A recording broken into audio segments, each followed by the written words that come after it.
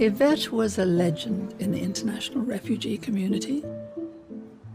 She helped thousands of children around the world before she died in 1999. She is the one person who could have answered all of Lida's questions. And she died a mere 6 months before Lida started searching for her family.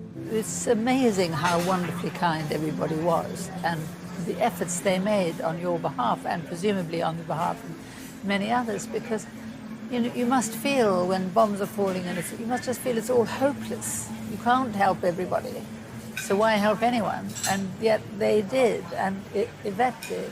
And I'm really sorry that I wasn't more interested in the past, 20 years ago, when she was still alive.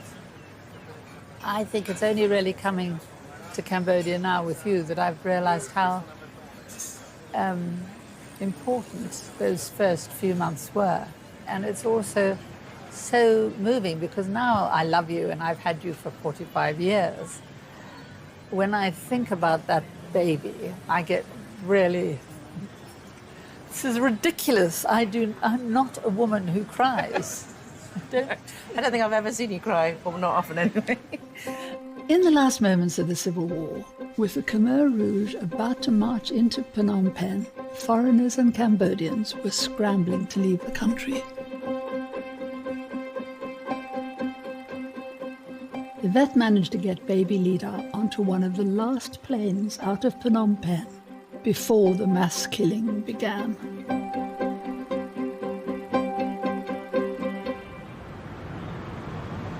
We really want to find that pilot who flew her out.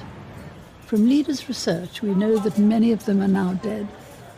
But we have found one, a Texan called Jimmy Jacks. The story I was told when we adopted her was that she had been flown out by an American pilot as one of the last flights that left Phnom Penh just before it fell. And I've never known if that could be true. Could be is an understatement. It is about the only way an infant would have gotten out of the country. This is Jerry Raines. According to my very good friend Dick Bridges, whose word can be trusted, it was this man that flew you out in a small airplane like this. How many children do you think you flew out? I don't know. I'm guessing around 50 or so. How did you know which babies were orphans and which babies had mothers sitting outside? That's a very good question, and let me try to put your heart at rest. Because I understand this culture and these people, she did not abandon you. These mothers gave up their children as an act of love and desperation. Because I guarantee you, if there were any babies that we did not take out, they died. 100% they died. The reason I'm so happy I'm alive is because of the kindness of strangers like yourself. Thank your mother.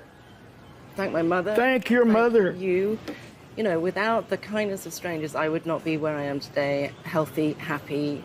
But put at the head of that list your mother. Yes. Absolutely. Think about any mother giving up her baby. Yeah.